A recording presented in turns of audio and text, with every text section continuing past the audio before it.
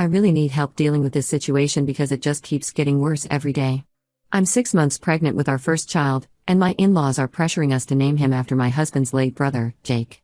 While this might seem like a normal request on the surface, I recently discovered something that changes everything. I met my husband Mark, 31M, 5 years ago through mutual friends at a work event.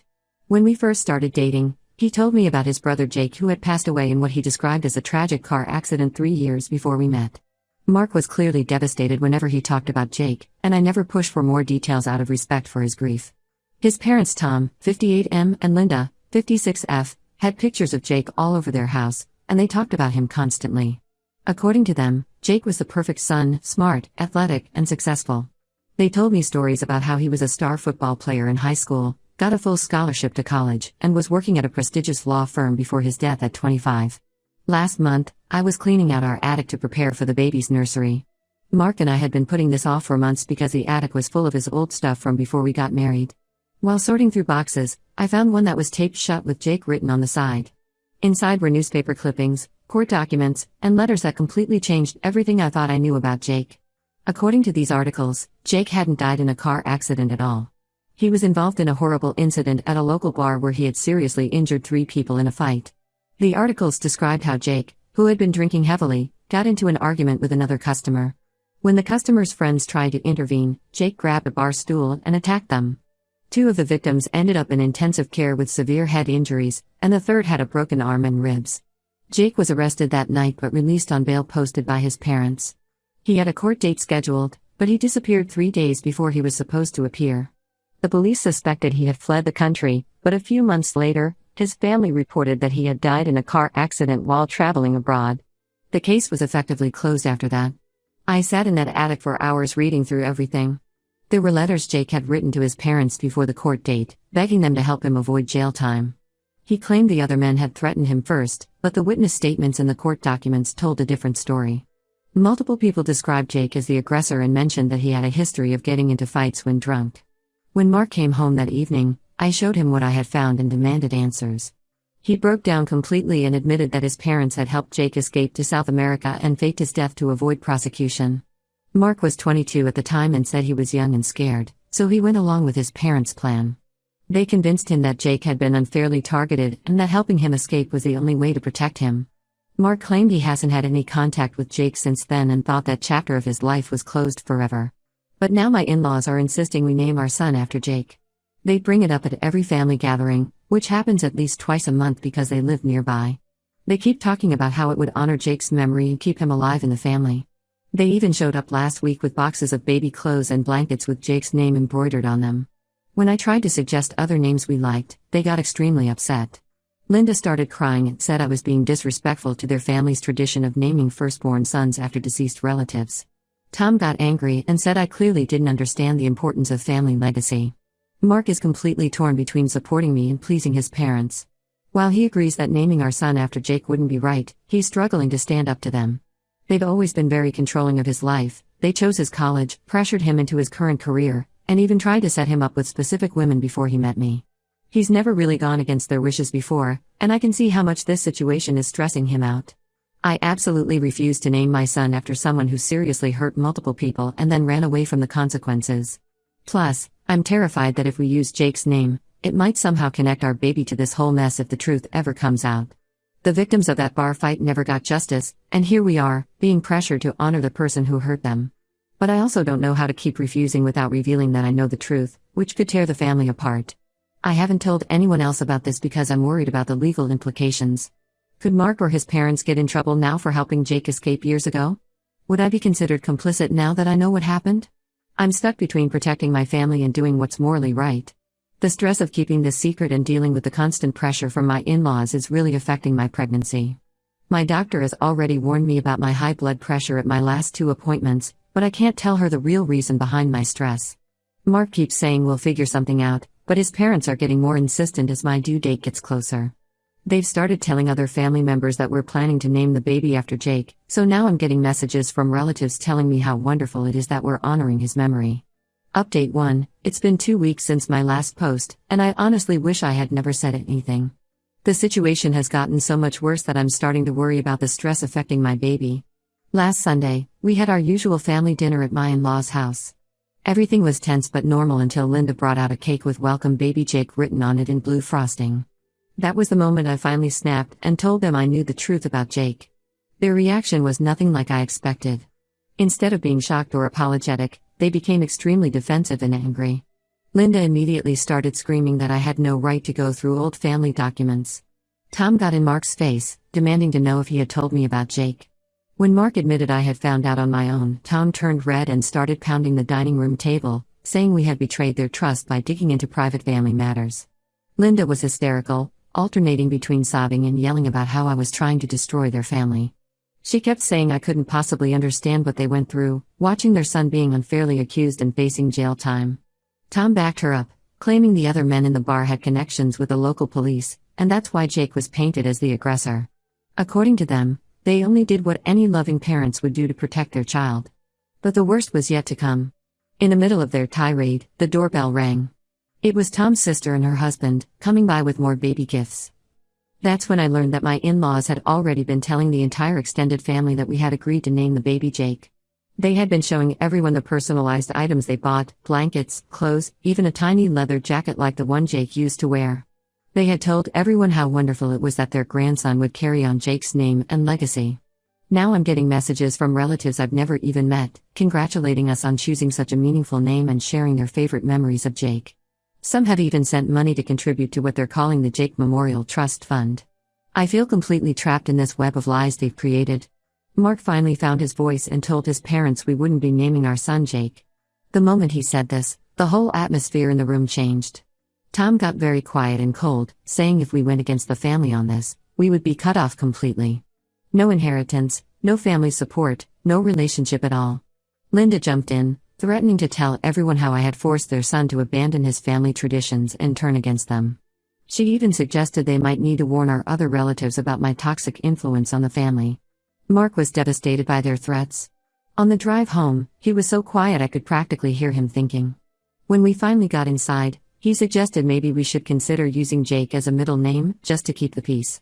He said it wouldn't mean anything to us, but it would make his parents happy and prevent a complete family breakdown. I couldn't believe what I was hearing.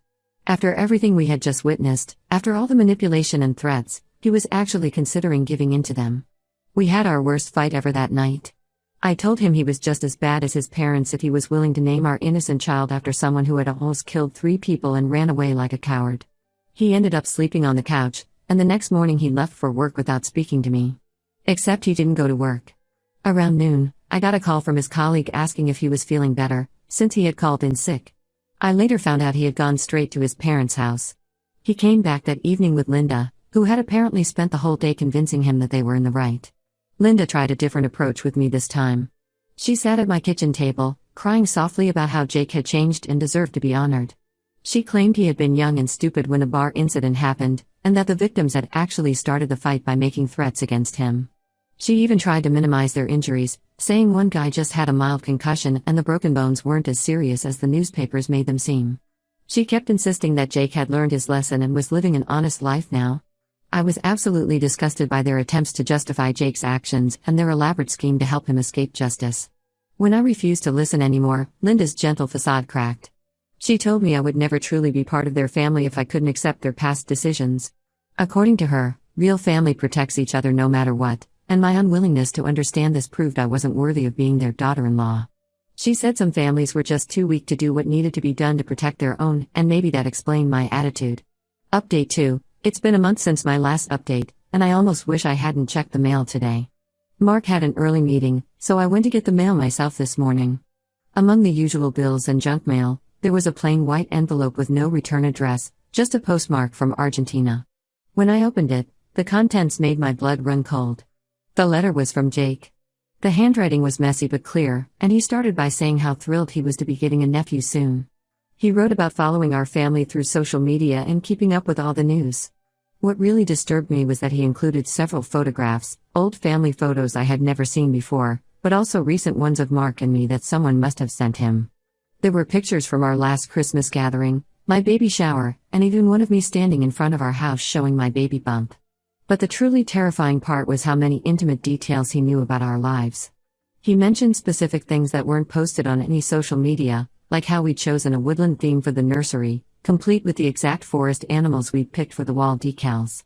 He knew about the ongoing name debate with his parents. He even knew what brand of prenatal vitamins I was taking and that I'd switched from the gummy ones to pills because of morning sickness. The letter went on for 3 pages, getting increasingly personal. He wrote about how excited he was that we were going to name the baby after him, which we absolutely weren't, and how he hoped to meet his namesake someday. He ended with a chilling line about how he felt like he already knew me so well, even though we'd never met. My hands were shaking when I showed the letter to Mark that evening. I expected him to be as horrified as I was, but his reaction was strange.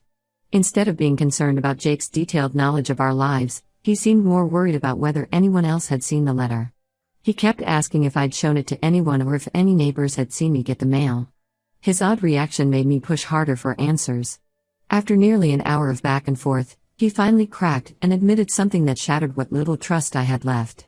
It turns out his parents weren't the only ones who had maintained contact with Jake all these years. Mark confessed that he had been sending Jake regular updates about our life through a secret email account. According to him, it started right after Jake fled the country.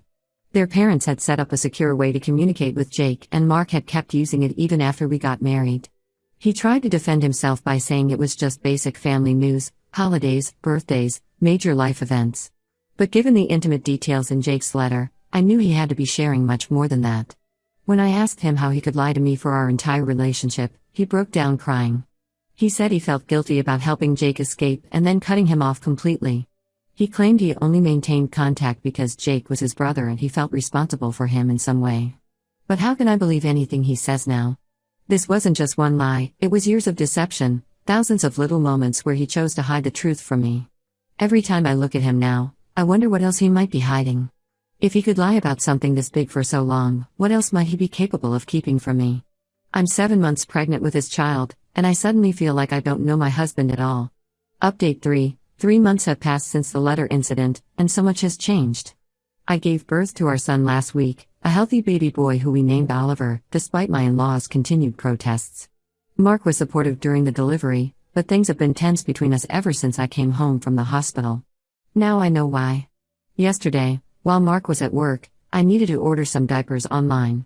My phone was charging in the bedroom, so I grabbed his laptop from the kitchen counter. When I opened it, his email was still logged in, and a notification popped up. The sender's name made my stomach drop. It was from an email address with Jake's old nickname in it. My hands were shaking as I clicked on it. There were dozens of messages between Mark and Jake, going back months. They had been planning for Jake to secretly visit after the baby was born. Reading through their exchanges made me physically sick. They had been coordinating everything in detail. Mark had sent Jake our address, information about our daily schedules, and even details about which neighbors might notice a stranger around our house. Jake had responded with suggestions about the best times to visit based on when I usually went out for errands. He had even Google mapped our neighborhood and found secluded spots where he could park without being noticed. They talked about having their first meeting in a park 2 towns over, where no one would recognize them. The most recent emails discussed how to handle my potential reaction if I found out. Jake suggested they could tell me he had turned himself in and served his time quietly in another state. Mark thought it might be better to claim Jake had paid settlements to his victims and the charges had been dropped. They were literally planning more lies to cover up their existing lies. When Mark came home, I confronted him with screenshots I had taken of the emails. He tried to defend himself by saying Jake had changed and deserved to meet his nephew.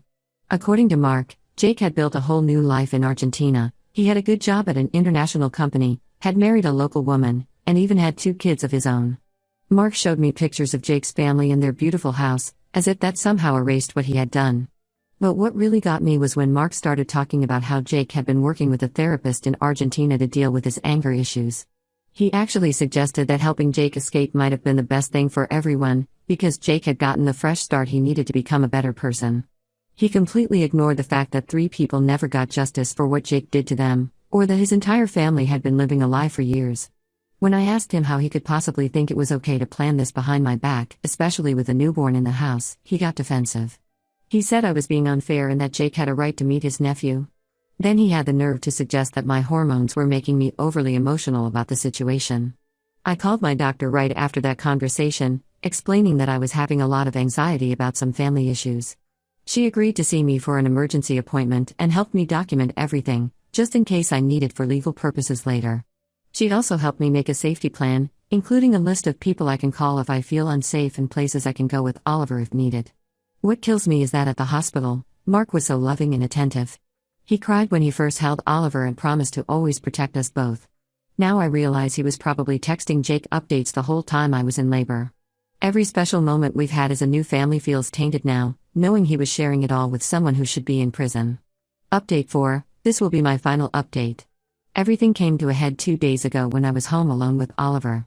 Mark was at work, and I was feeding the baby when someone knocked on our door. Through the peephole, I saw a man who looked eerily similar to the photos I'd seen of Jake, just older and with a beard. My hands were shaking so badly I could barely dial the phone, but I managed to call both the police and my brother, who lives just 15 minutes away. While waiting for them to arrive, I took Oliver to the nursery at the back of the house and started gathering important documents, just in case we needed to leave quickly. That's when I found something in Mark's desk drawer that made everything even worse. There were bank statements showing regular monthly transfers to an account in Argentina, dating back years. Most were from Mark and his parents, but there were occasional transfers from other family members too. They hadn't just helped Jake escape, they had been financially supporting his new life while he hid from his crimes. The police arrived before Jake could do anything, but he had already left. My brother got there right after and helped me pack essentials for Oliver and me. While we were packing, Mark called in a panic, saying Jake had called him about the police showing up. That's when I knew for certain that Mark had orchestrated the whole visit. He kept saying he could explain everything, but I ended the call and turned off my phone. I've been staying at my brother's house for the past 2 days. I contacted a divorce lawyer who specializes in cases involving domestic violence and child protection. She's helping me file for emergency custody of Oliver. She said the evidence of Mark secretly planning to bring a fugitive around our newborn would work in our favor. Mark has been calling constantly from different numbers, leaving messages about how he'll cut all contact with Jake, how he'll go to counseling, how he'll do anything to fix this. His parents have been telling everyone that I'm having severe postpartum depression and making up stories about Jake being alive. Linda even called my mother, crying about how I'm mentally unstable and need help. Thankfully, my family knows the truth and is supporting me completely. The worst part is that some extended family members are now admitting they knew Jake was alive all along. Mark's cousin told me that everyone had been sending Jake money through his parents for years, calling it the family's collective responsibility to help him start over. They all bought into this twisted idea that protecting Jake was more important than justice for his victims. Today, I learned that one of Jake's victims from the bar fight had been left with permanent neurological issues and had to quit his job as a teacher. Meanwhile, Jake has been living comfortably in Argentina, supported by his family's money, posting pictures of his beach vacations on a private Instagram account that most of the family follows. The injustice of it all makes me sick. I don't know what the future holds, but I know I need to protect Oliver from this web of lies and moral corruption. My lawyer is gathering evidence about the family's long-term financial support of a fugitive, in case we need it for custody proceedings. Mark keeps saying I'm breaking up our family, but this family was built on lies from the very beginning. Sometimes doing the right thing means walking away, even if it hurts.